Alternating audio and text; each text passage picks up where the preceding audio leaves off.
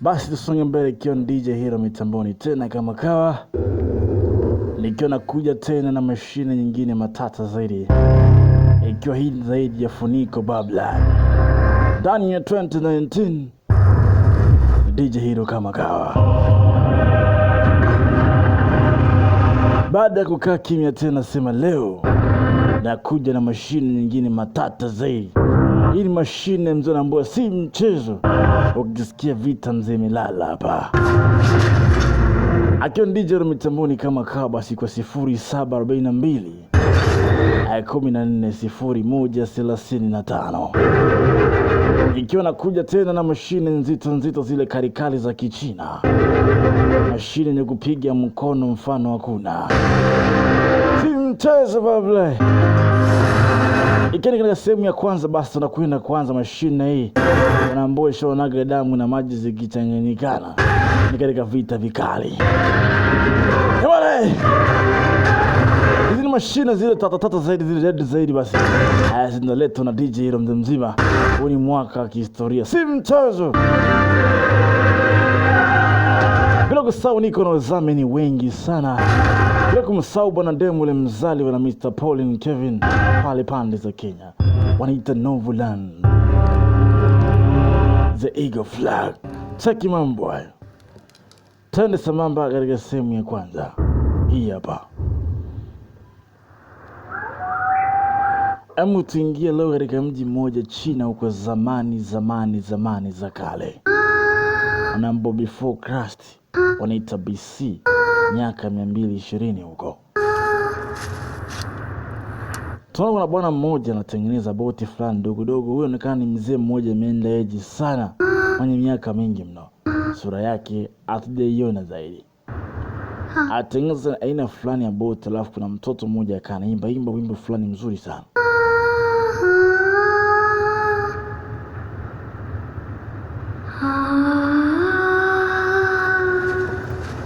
Huyu mtoto alikuwa yuko na babu yake mmoja ambaye tunamwona hapa amezeeka mno.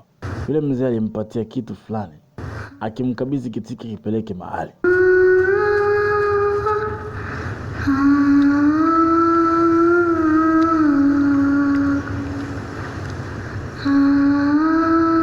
Naonekana mtu alikuwa ni mtu wa kuheshimiwa, maana yuko na watu wanaomlinda ambao ni wanajeshi, wafanyakazi wa kifalme walikuwa wakimlinda. Hamu tuingie milimani huku. Leo kuna bwana mmoja mzee katika kabila moja anatumia sana ngozi, alikuwa ameandamwa na jeshi wengi wameweza kuuawa. Mfalme anakurumia sana Mr. Longzhen, anataka usarende mbele yake, kwa tayari, la sivyo mfalme hatakuua. Ila ukileta vurugu mfalme atakuua. Ni pande mbili ambao walikuwa na ugomvi mmoja tunaona hapa. Nataka mimi niwe mtumwa wenu, kama unataka utakuwa mheshimiwa. Akamba sikubali kuwa mtumwa, sisi mashujaa wa kweli hatutakubali kuwa watumwa. Uweni hawa. Hizi ilikuwa ni pande mbili mzee, ufalme mmoja na kijiji fulani ambao wanajiita kijiji cha ukoo wa Zenyan la kabila. Basi vita vikawa vimeanza kupigwa namna hii. Ni falme mbili zinagombana hizi. Asa kana piga kwa nao miaka katika vita, siku zote na kijiji wanaumia katika vita. Angalia mambo. Binti mmoja alikuwa na dogo zake wawili. Ni kijana mmoja tunamuona alikimbia katika sehemu moja akaenda kujificha. Angalia mambo hayo. Baada vita hii kuwa kali sana, Sumanjo huku walivamiwa kwao. Akamba Suma, umechukua kile kisu. Kwa mtu mmoja alikuwa yuko hapa, kama kisu chapa. Usikubali watu wako kana hiyo, kama jiwe kabisa usije kukuua. Jiwe ukiona karibia jiwe mwenyewe. Akasema sawa dada. Akatoa nyewe fulani akampa udogo. Akamwambia Asule, kimbia na upande wa juu milimani kaskazini. Mfalme atafuta mtu wa mfalme wa Kinyan, atakulinda wewe. Yule mfalme wa Kinyan atakulea vizuri kama babake. Kwa hiyo nenda kamtafute. Mfalme wa Kinyan akatoa wanajeshi wake wanaoka kijiji chetu. Akamba ni story ndefu. Wewe nenda katafute mfalme alipo. Kama siwezi kwenda huko, siwezi kwenda nikawaacha kabisa. Kama nenda ghafla mtu kafika pale. Alikuwa ni mamao mzee kauawa. Mama! Dadaje kamziba mdomo, akae kimya. Alikuwa ni kijana mmoja anamuita Asule. Kama mwana watoto afanyia mambo yote, unatakiwa uweze kuishi ndio kulipa kisasi mdogo wangu. Unanisikia? Ondoka Asule. Basi kabidi ondoke wakimbie, kijiji chao kimevamiwa. Sasa walikimbia katika kijiji chao baada ya kijiji chao kuvamiwa. Lakini kuja kufika hapa, walikuta wanajeshi wao wote wa kijiji kizima wametundikwa kwenye milingoti wakiwa wameuawa vikali mno. Cheki mambo hayo. Hao ni watu wameuawa kinyama, wakatundikwa kwenye milingoti ya miti. Asule ndo hajaamini ase. Alafu anamuona babake mlezi yule pale. Baba! Mr. Long Zenyan wa kabila la Zenyan.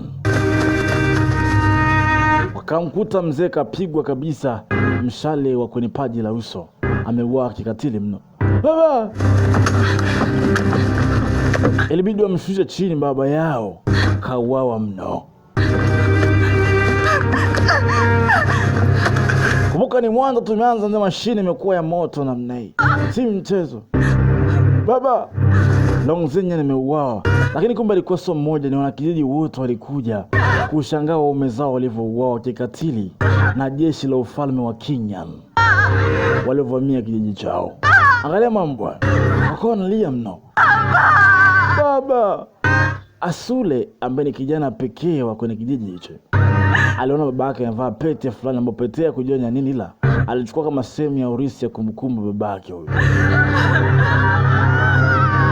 Alikamata ile pete, akakilia kwa uchungu mno moyoni mwake, hakuamini kama babake kauawa kinyama mno. Na mtu anashangaa anatafuta mwanae ameuawa, alikuwa amefanya askari wa kulinda kijiji, wote wameuawa kinyama, wamechinjwa. Kutupa macho pembeni, wanakuja tena, wanakuja wanajeshi, yaani tukimbieni. Ilibidi waanze kukimbia nyuma, wanafuatwa vikali na wanajeshi hawa wa ufalme wa Kinyan. Angalia mambo. Na wanajeshi mmoja katili sana. Inaonekana kijiji hichi kilifanya makosa kwa kabila hili kaamuriwa kuweza kuuawa, ambao wao wanavaa ngozi sana. Basi wakawa wanakimbia kina Asuli pamoja na ndugu zake, dada yake na wengine. Wakawa wanakimbia, lakini ghafla walizingirwa na askari hao. Hawezi kwenda mahali, waliwakamata katikati. Asuli alikuwa anashuhudia jinsi ambavyo ndugu zake wakiwa na tamaki katikati ya askari. Mabinti wakakamata na askari wakaanza kuwachezea. Kumbuka na watoto wa kike hao. Kamata mzee akanyonga tupa chini. Cheki mambo haya. Wakamkamata mmoja kati ya sister yake, akaanza kupiga mangumi ya tumbo. Sister Kiko, mwachie mdogo wangu, mwache. Alipigwa mzee mzima. Sasa angalia alivyokuwa katili ya jamaa. Walimkamata binti akati mtoto wa kike mdogo sana huyo. Walimkamata, wakamweka chini, kanyaga mabuti ya nguvu kweli kweli. Mbele ya sura akiangalia dadake anakanyaga chini, anaiaga roho. Lakini kumbe Asule ana nguvu fulani ya kiajabu. Alipanda na hasira, macho yalikuwa mekundu, mishipa damu ilimtoka. Piga hasira mlai. Alishikwa mzee na hasira, kumbe dogo anakuaga na nguvu fulani za hatari. Sasa kitu wafanya jamaa. Kama topanga nilikata tu. Kuchinja tu. Normani vipande vya nyama vilikuwa vinaelea tu. Alishika mzee upanga na kwa kama mwenda wazimu fulani. Sasa mambo. Asali katakata wote. Sekunde za kuhesabu. Ni usiku tuliona umeingia tunamnai. Na askari walikuja kama hivi. Askari kuja kufika hapa, walikuta wanajeshi wao wote wameuawa kwenye korongo kubwa hili na kijana mmoja tu. Huyu afande wanamuita King Jihu. Alicheki, akasema mtoto ni pepo. Cheki mambo. Wote wameuawa na huyu kijana topa ambaye hatajui kushika upanga. Bwana, hii inakuaje? Na huu ni utangulizi basi wa mashine bomba hii hapa. Wanaita Novolan. Hii ni sehemu ya kwanza. DJ Rometamboni. Twende sambamba. 0742140135. Baada ya muda kwenda, Asule akiwa amelala kanaota ndoto. Angalia mambo. Akaota ndoto kuna farasi mmoja na muona akiwa na mtoto mmoja. Mtoto wa farasi wakiwa wako sehemu kama katika sehemu moja na ukungu fulani wa njano mno. Hili ndoto alikuwa anaota. Lakini ghafla akashangaa asikia sauti fulani za milio ghafla. Alijikuta anashtuka. Chusha! Wapi nipo? Ama kwenye princess jali princess. Princess huyo. Prince usijali kabisa, kaa ulale hapo kwa sehemu salama. Sasa shangaa naitwa Prince. Mimi ni Prince. Inaonekana kwamba ulikuwa hujui. Wewe ni Prince wa taifa la Qingyan. Baba yako ni mfalme wa Qingyan. Lakini mimi nimezaliwa kwenye ukoo wa Zenyan. Kabila la Zenyan, tumeuoa wote leo. Anaonekana kumbe aliyekulea kukwambia baba yako ni mfalme wa Qingyan. Na wewe ni Crown Prince, ni mfalme mtarajiwa. Wewe ni mrithi wa ufalme wa Qingyan. Kwa hiyo tulio kuchukua na kupeleka nyumbani. Vita vimeisha. Kabila lenu lilikosea. Sasa limeuawa na mfalme. Wewe ni ulilelewa tu huku, lakini baba yako wa kweli ni Qingyan. Kwa jambo lilitokea hapo nyuma ulikuwa ufahamu. Wewe huku sio kwenu ni Qingyan. Ulipozaliwa ni story akaanza kupewa. Akati kijana huyu anaitwa Asuli, akati anazaliwa, wakati watu wanasubiri azaliwe, ilitokea nyota fulani ambayo inaonyesha ufumo fulani wa laana. Mheshimiwa, nyota imetokea, manake mtoto alizaliwa ni haramu huyo. Auawe ili miungu itusamee. Auawe huyo kijana. Kizaliwa auawe. Inasemekana kama usiku wakati anazaliwa Asuli kuna nyota moja ilitokea. Kwa hiyo anatakiwa kijana huyu auawe. Huyu mtoto anayezaliwa leo ni haramu, anatakiwa auawe huyu. Lakini mama alikuwa kwanza anajifungua mtoto, lakini inasemekana kama mtoto huyu auawe wakati anajifungua. Jitahidi mama. Anatokea kichwa kinatokea mama. Jitahidi mama. Mama alikuwa anajifungua mtoto ambaye mtoto huyu anatakiwa kuuawa. Mfalme alisikia. Naona ameni maneno yale mheshimiwa. Mtoto wako ni laana. Ambao tabishana na watu namna gani? Tayari sheria imesema kama ni huyu miungu imesema kwamba huyu mtoto ni laana, kwa itabidi auawe. Naona ameni maneno yake kijinga watu. Umeje kumuua mtoto wako wewe? Sheria imesema hivyo. Siwezi kupinga. Mfalme alikuwa kama ameridhia kumuua mtoto. Na huyo ndo Zenyan ambaye ameuawa muda so mrefu. Tuliona kule. Mfalme baada ya kusikia mtoto wake anatakiwa kuuawa kwa sababu miungu imemkataa, leo alikuja huko. Ibidi akamwangalia mke amejifungua huyo mtoto ambaye anatakiwa kuuawa leo. Mfalme alikuja huko akamkuta mkewe anaitwa Lom. Mheshimiwa, mkeo kajifungua salama, lakini mtoto anaonekana amekufa, moyo wake udundi. Mtoto kazaliwa akiwa hayuko hai. Mfalme aliposikia zile habari zilimshtua kidogo. Ibidi akamuone mkewe.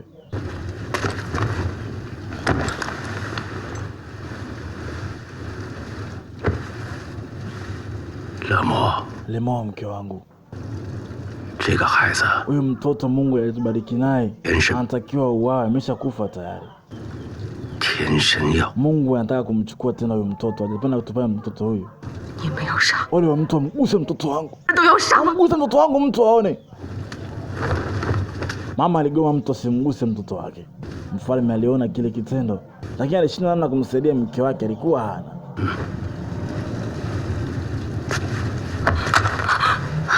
Mama akamata kisu. Mama achie mtoto mchukue mtoto, amgusi mtoto wangu.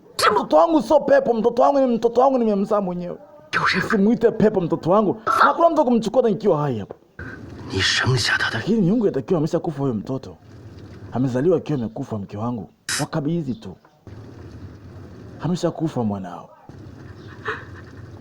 Kazaliwa akiwa amekufa tayari.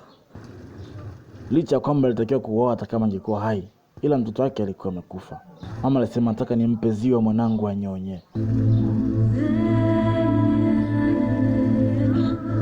Mama alinionyesha mwanae, lakini alikuwa ameshakufa. Yaani kazaliwa akiwa ameshakufa tangu akiwa tumboni. Licha wote alitakiwa kufa. Mama alipomwona mtoto huyu akasema, mwanangu, natumai ukizaliwa tena duniani usikubali kuja kwenye familia ya kifalme tena. Ni bora ungezaliwa kuwa mtoto wa kawaida. Alikita kitu pale pale. Mama akajua. Mke wangu. Mke wangu. Lakini mama amejiua pale pale kwa sababu mwanae pia alikuwa amekufa. Lemo, mke wangu. Ndio mtoto kaamka pale pale akawa hai mtoto. Siku ile ile baada ya mama kufa mtoto akalia, manake mtoto alikuwa hai. Na kama mtoto yupo hai lazima auawe. Wanaamini kwamba siku ya leo ni siku ya laana, miungu imekasirika, huyo mtoto anatakiwa auawe. Kwa mfalme alichofanya, alicheza game hapa. Akakabidhi mtoto ambaye ni fake, hatujui mtoto namna gani. Akaamua kumkabidhi yule mtoto kwa watu wale. Alikabidhi mtoto yule kwa watu wamuue, sababu isemekana kwamba ni laana. Kwa alimkabidhi kwa watu wa miungu wamuue yule mtoto kwamba ni laana siku za mbele. Lakini kwa mlango wa nyuma akamtoa yule mtoto original alikiwa hai, akapeleka nje ya ufalme ili asiuawe. Ndo akaenda kuishi kwa Mr. Zenyan ambaye huyo ni ndugu yake. Mama anamalizia story na ndo hapo na wewe pia ulipelekwa huku kuja kuishi huku. Lakini kwako wewe ni ufalme wa Qingyan na mfalme ndo babako. Huyo aliyekulea Mr. Zenyan si babako. Ni babako mlezi. Babako kwa kweli mfalme wa Qingyan. Hamna kitu kama hicho. Wanajeshi hao ufalme wao wa familia zangu kule. Wameua watu kabila langu, nikiona mbele macho yangu nabii kama mfalme wangu ni wa Qingyan. Dada Suma yuko wapi? Suma dada yangu yuko wapi? Kama Qingyan amekufa, lakini Suma ni mtumwa sasa hivi. Kumbe baada ya wote wale kuweza kuuawa, kafanya kuwa watumwa wote wale wanawake kwenye kile kijiji. Kamboto wamekuwa watumwa wanawake wote. Mama kuamini asikuchungulia nje. Haona watu kijiji chao wote wamekuwa watumwa kwa sababu yake. Hapana Suma! Nakumbuka Suma ni kama dada yake, amelelewa pamoja, amekuwa pamoja. Sasa wamevamia kijiji chao kimeharibiwa, kwa mfunga Suma kama mtumwa. Suma huyu hapa. Kukuta Suma kapigwa pingu, maskini ni kama vile ni mtumwa tayari. Wameishi naye katika familia. Crown Prince, wewe ni prince. Kama mheshimiwa ni mtumwa tu huyo. Hana faida yote kwako huyo. Twende huku. Niachie mimi. Niache. Hata Sumani kama dada yake kwa amelelewa pamoja, amekuwa pamoja, hawezi kumuona akiwa hivi. Kama ukata ile pingu ambayo Suma amefungiwa. Sumani nisikia kulia, kijiji chao ameuawa. Na huyu jamaa kumbe ni prince, sasa amechukuliwa kama watumwa. Mfungulieni yule pale amekuwa na Crown Prince pamoja. Amekuwa naye wamecheza pamoja mpaka wanakuwa na ukubwa huko. Mwachie, hawezi kumwacha kimuona akiwa pale. Ndugu yake mkubwa sana huyo. Lakini huyu ni mtumwa tu sasa hivi. Hana faida yoyote huyo. Ila kwa sababu mmetaka, ni prince anamtaka kwa mfungulieni. Basi aliamriwa afunguliwe. Kama prince amemhitaji, kwa afunguliwe waende sambamba.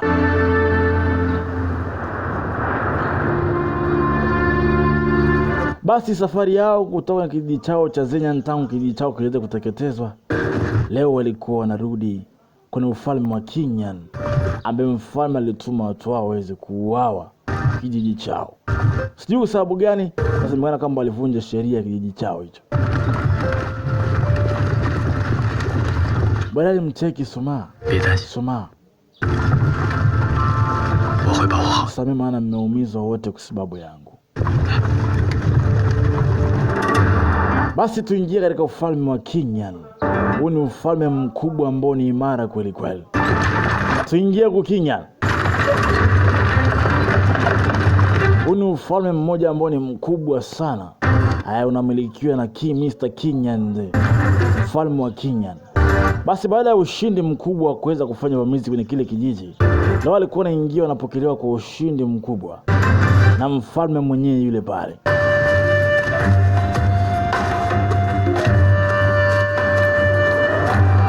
Mfalme huyu hapa. Mheshimiwa mfalme, huu ni upanga wa kiongozi wa kabila la Zenyan. Tumemuua tayari Long Zhen, na huu ni upanga wake. Ukabidhi mheshimiwa. Ni upanga wa rafiki yako kipenzi huu. Huyu ni rafiki kipenzi wa mfalme ambaye amemlelea mtoto wake mfalme nje, lakini mfalme kamuua sio kwa sababu gani. Mfalme alichukua ile jambia ambao anaita machete. Asante, umefanya kazi kubwa na marudi na ushindi, basi leo ni siku ya kufurahia. Wewe ndio jemedari wangu. King Jiwa akasema nashukuru sana mfalme. Basi yuko wapi mwanangu yule? Prince, toka nje babako akuone. Prince miaka mingi jana tangu azaliwa hajawahi kukaa na babake. Leo anatoka nje amuone babake ambaye ni mfalme. Baada ya miaka mingi hajawahi kumuona. Yeye anaamini babake yule ambaye ameuawa kule. Basi alishuka nje. Prince nikana ni mkorofu ni mtoto fulani. Mheshimiwa ndo Prince mwenyewe. Mtoto wako alikaa nje ya ufalme miaka mingi. Nafikiri mtoto wangu. Mtoto wangu si muoga namna hii. Anaonekana ni kaoga sana haka. Mbona anakuwa muoga hivyo? Unajua mimi nani? Mimi baba yako kijana. Baba yako mzazi. Wewe sio babangu. Wewe watu kabila langu, wewe sio babangu. Wewe ni pepo tu. Unanichukulia mimi kama sio babako, si ndio? Mheshimiwa. Kwa sababu tuyafanya kazi kubwa sana ya kuua kijiji kizima. Kwa nini watu wako hapa wanatugawane watumwa wao, kila mtu akamiliki mtumwa wake? Tukafanya wakawa watumwa wetu. Tugawane tu mheshimiwa, turuhusu tugawane watumwa hawa. Tusherekee siku ya leo. Kama tumekuja na ushindi mkubwa, tugawanyishe watumwa hao. Mfalme akacheki watumwa wako wengi kweli. Haya, gawaneni hao wote. Kila mtu amchukue mpendaye hapa. Ami wangu huyu hapa huyu. Akamshika Soma. Mimi si mtumwa wangu huyo. Mtumwa wa nani huyo? Huyu ni mtu wewe. Huyu ni mnyama tu huyo. Hata ngumi nzito wewe. Mtaje mtu wangu mtumwa. Mtaje mzangu ni mtumwa. Sio mtumwa. Prince akamvamia akaanza kumtwanga mangumi ya maana. Piga ngumi. Sogea kule wewe. Wewe ni Prince wewe. Utopakana baba yangu sina mfalme amesababisha ndugu zangu wakamata. Hana kumuua mfalme lakini baba yake kabisa wewe. Sasa kumuua mzee. Komando akaingilia mzee. Alimtoa wengi. Kaa hapo chini wewe. Anataka kumuua baba yake kabisa. Anataka kumuua mfalme, wewe pumbavu nini wewe? Mfalme akamcheki mtoto wake wewe. Unanichukulia mimi kama ni muuaji sio babako, si ndio? Unataka kuniona wakati ni babako? Ungeniomba watumwa ningekupatia kama unataka, lakini sio utaki kuniomba babako. Kama nitakuua. Ni babako wewe, utakuwa ukumbuke hivyo. Kama unataka watumwa mimi nitakupatia kama unataka. Kwa makosa kunifanya mimi sio babako. Si ndio? Wewe sio babangu ni Zenyan. Nimezaliwa kwenye ukoo wa Zenyan. Na ninakaa Zenyan. Wewe si babangu. Mzee akacheki watumwa hao wameuawa wote, ndugu zao wamebakia wao peke yao. Na mwanae anawatetea kweli. Sababu nataka watumwa, nitakupatia. Na kuanzia leo utakaa mbali na mimi na utaishi na hao watumwa kama watumwa wao, utakuwa mfalme wa watumwa wao. Sababu kwa makosa kukataa mimi kama sababu baba yako na kunikataa, basi nakupa adhabu hiyo. Na utakaa nao mwenyewe. Shika upanga huo. Huu ni upanga wa kiongozi wao. Nakupa kuanzia leo ndo mfalme wa hao watumwa. Na ukae nao. Hiyo ni adhabu ya muda wako. Ishi nao wote hao. Na mwanaume bila upanga si kitu. Kwa hiyo upanga ujifunze. Ulinde watu unaowapenda. Na kuanzia leo ni wewe mfalme wa hao watu. Kwaheri, so Prince mwanangu tena. Mfalme alimwachia pale chini akae na watumwa kama mfalme wao, kama anawatetea. Kwa sababu kajaribu kumuua babake, alafu babake ni mfalme, akimchukulia kama ni mtu mbaya. Huyu babu mmoja akamwamsha, hakika mimi na wewe kwenye ufalme huu tunaweza kumkaribia mfalme namna hiyo. Kuna mtu mwingine anaweza kumkaribia mfalme zaidi yangu mimi na wewe. Kijana uko shupavu sana kijana. Soma alimshika mkono Crown Prince, wanamuita Asule, kwa msaada aliotoa kuwatetea. Asule mzaliwa nao ni ndugu zake, amelelewa nao, ila ameuawa na ufalme wa Kinyan kwa sababu ya mambo aliweza kuyafanya. Basi baada ya wote watakuwa wanasherehekea leo ushindi, kombe nini na kula mikate hapa na pale, furaha tele nini.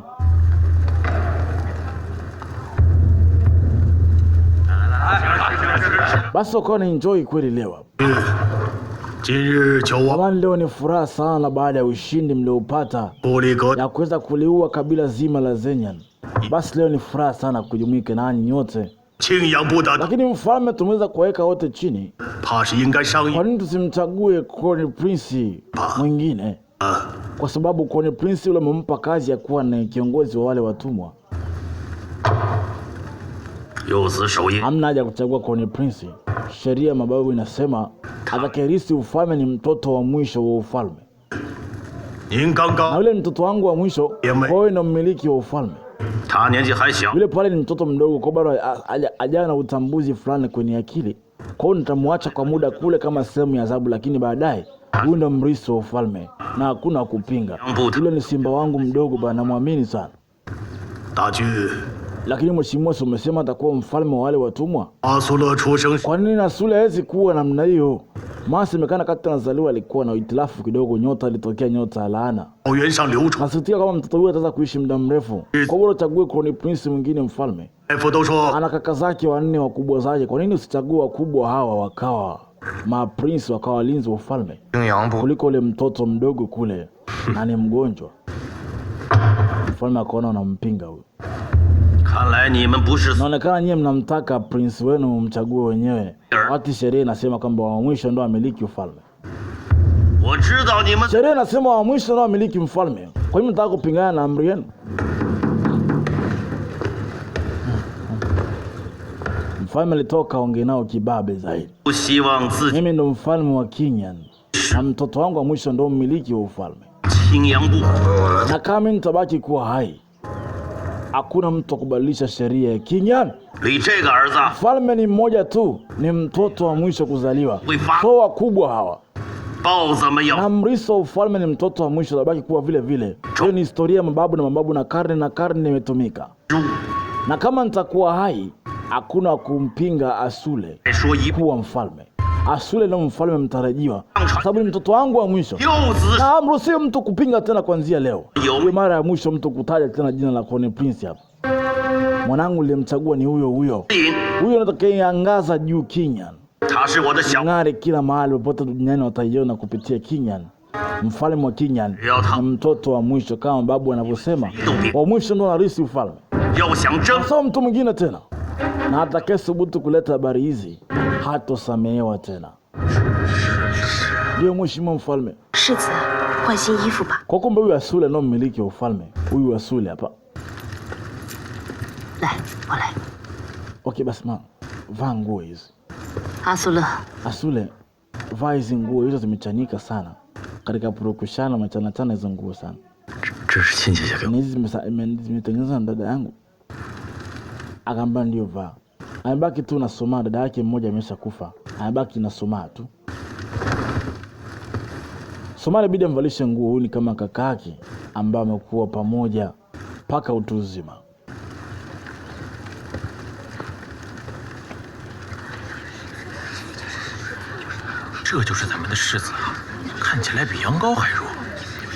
Sasa mimi naona ikaanza nje zake. Anaonekana mtoto ana laana ni. Nasikia kati anazaliwa nyota ya laana ilionekana kwake. Akataka kuuawa. Toka hapo nje. Mnataka kitu gani? Kweli mtoto ana laana, yule si mtoto. Laana yule. Mtoto ana laana afu ni mkosi yule pale. Nasikia na nguvu fulani ya kipepo hivi. Somali kasirika sana. Kama chini wote. Wana mpiga nani wewe? Kamshika nataka nitakuua wewe. Wewe nani wewe? Tabuita mfalme kwa adhibu wote nyinyi. Toka hapa. Na msema mwenzenu nini? Watu walikuwa wanamsema vibaya. Baadaye mfalme alimuita Asule pembeni kwa sababu ni mwanae, sema ampendi kama baba yake kwa sababu ameua watu wa kijiji chao. Asema wewe ndo mrithi wa ufalme, mtoto wangu. Ni wewe na ndo mtoto wangu wa mwisho. Ameni baba yako.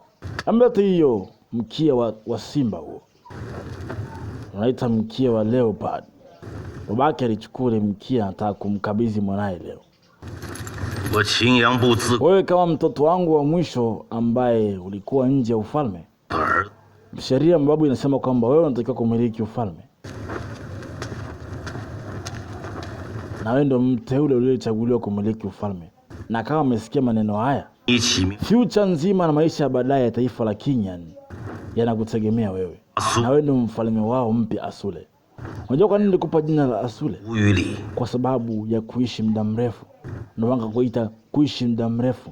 Maana ya Asule maana yake ni kuishi muda mrefu. Na wewe umechaguliwa katika kuwa mtoto wa mwisho ili uweze kuwa mmiliki wa ufalme. Na maana yake utaipa amani Qingyan, itakuwa ufalme wenye amani tele. Baada yangu mimi, mtoto wangu. Na ukiajua hayo, unahitaji kumiliki hii mkia huu. Navaa mimi na wewe tu kama wamiliki wa kabila hili. leta mkono. Inaonekana Asuli ampendi huyu kama baba yake kwa sababu aliona aliua watu kwenye kijiji. Sadogo ampendi kabisa. Mzali mpole mkia wa tiger wa simba akamkabidhi. Kama ukipenda huo, manake wewe ndio mmiliki wa ufalme. Manake mriso wa ufalme ni ule peke yake. Basi baada ya yote kutendeka ilivyokuwa hivyo, Lole bidi wakafanya maziko ya watoto walioweza kuwaua, akiwemo aliyemlea Asule baada ya kijiji chao kuweza kuuawa. Yeye alikuwa miongoni mwao. Asema nimemuua binamu yangu kwa sababu aliiba, alifanya kuvunja sheria, kuiba mali za watu wengine. Nimemuua kwa sababu mimi ni mfalme wa taifa hili, lazima nilinde usalama wa wananchi wangu.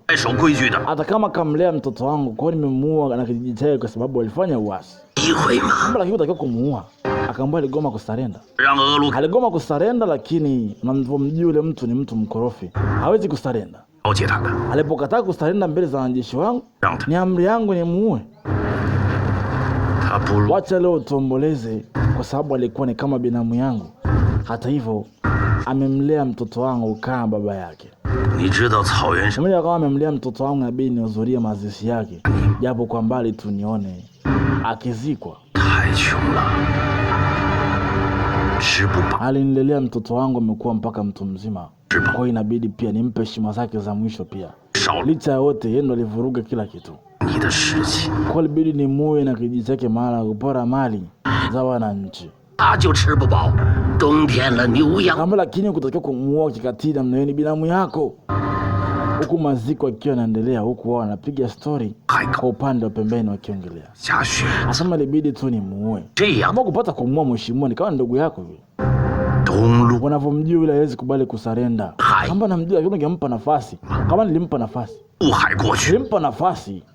Lakini alikataa kusikiliza nafasi yangu. Wewe fikiri mimi nifanyaje? Nimwambia sarende nimsamee tuongee kiamani, akakataa. Akafanya uvamizi, kabidi nimuue. Sikuwa na namna. Wanajeshi wangu kabidi wamuue. Licha ya kwamba kamlea kijana wangu mpaka amekuwa mzima. Asuli sasa hivi ni mtu anayekuwa ni mmiliki wa ufalme. Kwa hiyo kijana huyu amiliki ufalme huu. Na hakuna kukataa, maana tayari ni ufalme huko katika mikono yake. Sasa hivi na baada yangu yeye ndo mrithi wa ufalme. Ni Asule. Nasema naofia sana kumuhusu Asule. Kama cha kuongea ukifia hapa naanza kukumbuka wewe. Nataka uende ukakisa Mr. Shahani. Mbona wanisani mimi? Naofia kuhusu Asule, sio kuhusu mimi. Asule ni kijana mdogo alafu ndo mmiliki wa ufalme.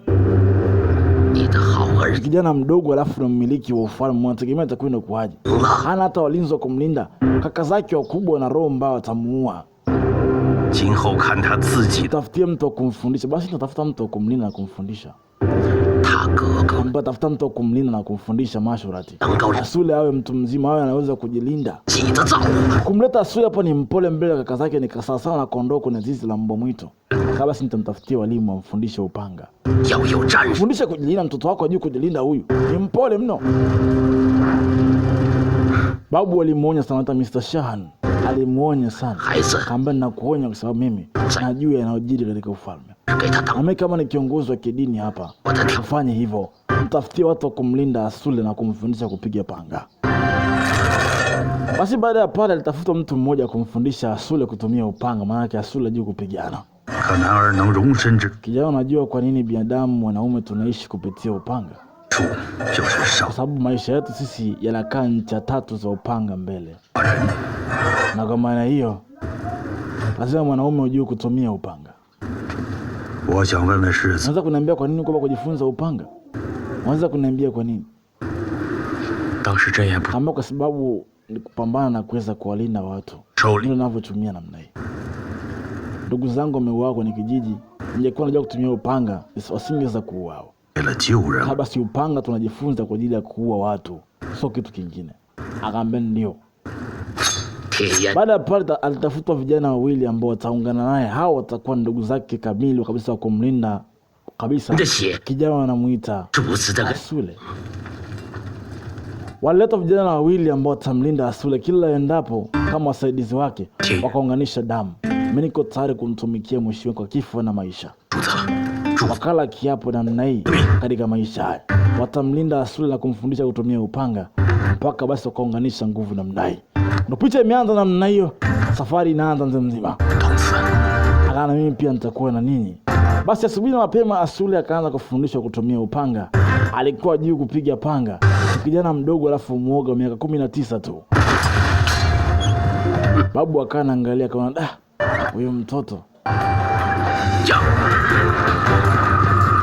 Basi babu alikuwa anafunga safari kuelekea katika nchi jirani, maana wana uhaba wa chakula. Ilibidi waende kuomba chakula kutoka nchi tataidi, maana eneo lao limekumbwa na barafu. Huku Asule anafundishwa mpambano si mchezo. Amka kijana! Huku Asule anafundishwa jinsi ya kuweza kutumia upanga, alikuwa kizidi kuweza kufundishwa. Baadaye Asule yeye na ndugu yake ni mmoja tu ambaye ni Suma. Wanaenda kila pale wanakaa. Asule usiku na mchana alijifunza kufanya mazoezi jinsi ya kutumia upanga, maana alikuwa juu kupambana. Lakini kumbuka Asule ana nguvu ambayo iko ndani yake ambayo imetulia. Hiyo nguvu ni nguvu ya ajabu ambayo ni ya Mungu vita. Cheki mambo. Leo tumeanza mashine ya moto namna hii. Wacha wewe. Baada ya usiku kuingia, yule master anemfundisha Asule kutumia upanga aliingia kwenye pango moja nyakati za usiku. Angalia mambo. Alimletea babu mmoja matunda yupo ndani ya gereza.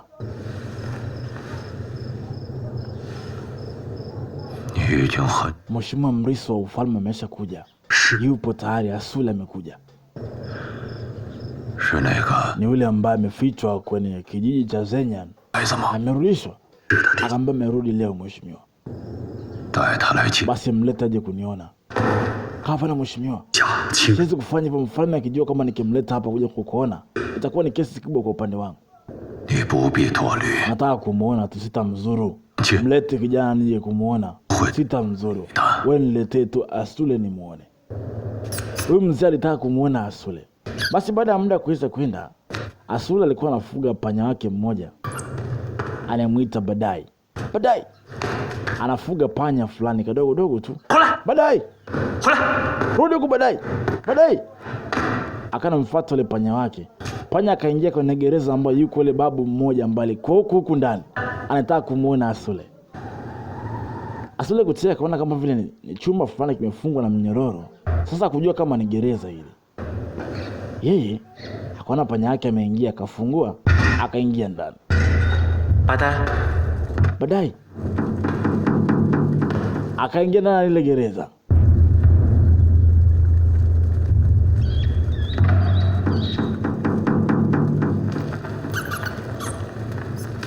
Kucheka yemwana panya yake amesogea sehemu, ameenda kwenda mbele zaidi. Na huyu panya wako anamtafuta. Sauti ya babu mmoja ilisikika. Akamwambia ndio. Asule akashuka kwenda kule ndani, pasipo kujua huyu mzee ni nani. Kamkuta akachukua ile panya. Asante sana babu. Babu nashukuru sana, wewe ni panya yangu anaitwa Badai. Amenitoroka. Hivi umeniita mimi ni babu? Maka cheki. Sikutarajia kama kuna sehemu ya King, yani kuna sehemu kama hii ambayo ipo huko. Akaambia ninaitwa gereza. Hili ni gereza, mtu akifanya makosa huwa anakuja kufungwa huko. Mimi nimemkosea mfalme sana, maana nimefungiwa huko. Huyu mzee alicheza kwenye Evernight, mashine moja inaitwa Evernight. Akasema nashangaa umeniita babu. Mbona huko hapa? Mbona huko hapa kwa sasa hivi? Maana nini kimekuleta huko? Kama mimi nimekuja tu sasa muda mrefu. Maka amka kamsaidia mzee kuamka. Ni kijana mmoja ambaye ni mtiifu tu. Mzee kafugwa cheni nyingi. Akaambia unajua unaitwa nani kijana? Kama naitwa Asule. Asule? Asule manake ishi muda mrefu. Nayo kupa jina zuri namna hiyo. Kama kijana kaa hapa tupige story 2-3 kidogo. Tukaya. Kama kaa tuongee kidogo kijana mzuri. Inaonekana kwamba wewe ni mgeni hapa. Inaonekana pia ni mpole kijana mzuri. Kwani umekuja kwa nyumba ya mbwa mwitu anaishi mambo tu wa kale wabaya. Kama kila mtu ananiambia tu hivyo. Haogopi kuuawa na ndugu zako. Kama hata siogopi. Maana hata unasema tena nilivyozaliwa nilikuwa nishakufa tayari. Kwa mimi siogopi kitu. Siogopi chochote. Ila tunafurahi kuwa hapa. Ambacha kuwa mtaani kijana bwana. Ndugu zako ni wakali kama mbwa mwitu, wakorofi sana. Wanaweza kukuua kugombania ufalme. Mimi hapa nimemkosea mfalme mara nyingi sana kwa amenifunga huko. Sijatarajia kama kukuona kama wewe leo. Kamba kuna maisha nini mheshimiwa? Nimekuja tu hapa kama mrithi wa ufalme. Ambapo ufalme ni wangu. Akaambia kila mtu anakuambia hivyo kwa sababu anajua wewe kijana mkubwa sana katika ufalme. Kama lakini nashukuru sana kuweza kukufahamu, lakini nitarudi niondoke. Nimefurahi kukutana na wewe kijana, unaonekana wewe kijana unapenda nikupe zawadi kidogo. Basi na zawadi nzuri kwa ajili yako, niko tayari nikupe. Ya upanga ambao anauita Bodyguard. Nakupa upanga. Basi akapewa na yule babu upanga mmoja. Huu upanga ni hatari mno. Huyu mzee alimpa kwa sababu gani? Na huyu mzee anaonekana amempenda sana Asule. Basi siku zinazozidi kwenda Asule azidi kujifunza panga mzee. Akiwa na jamaa akimpiga kama panaonekana sasa hivi Asule ameanza kuwa vizuri kwa upande wa panga. Angalia mambo haya. Chalia na andalio mdogo tu. Tutakwenda kwa mambo yake kwa mbele. Si mchezo. Kama unataka Evernight basi hii mashine haina tofauti yote na Evernight. Basi leo katika ufalme huu wa Siatang, ufalme mmoja jirani sana, kuna ugeni uliingia katika ufalme huu. Hao walikuwa ni watu kutoka ni ufalme jirani wanaoita Eastland. Walikuja katika ufalme huu wa Kinyan, ambapo mahali akina Asule walipo. Basi alishuka kamanda mmoja anamuita Badai. Huyu kamanda ni kutoka taifa la jirani wanaliita Tang.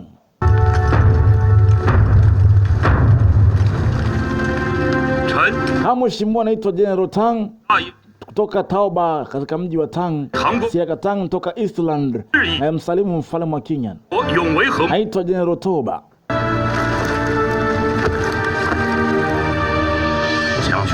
Basi usiteseke sana mheshimiwa. Karibu ndani tuweze kuzungumza. Tunakubaliana muunganiko wa amani baina ya mataifa yote mawili tuweze kuungana. Basi alikaribishwa ndani kwa ajili ya kuweza kuungana mataifa mawili. Hasa nchi inakumbwa sana njaa kwa sababu ya baridi na barafu, kwa hiyo mazao huwa ya hoti. Watu walihitaji muunganiko kwenda kupata chakula.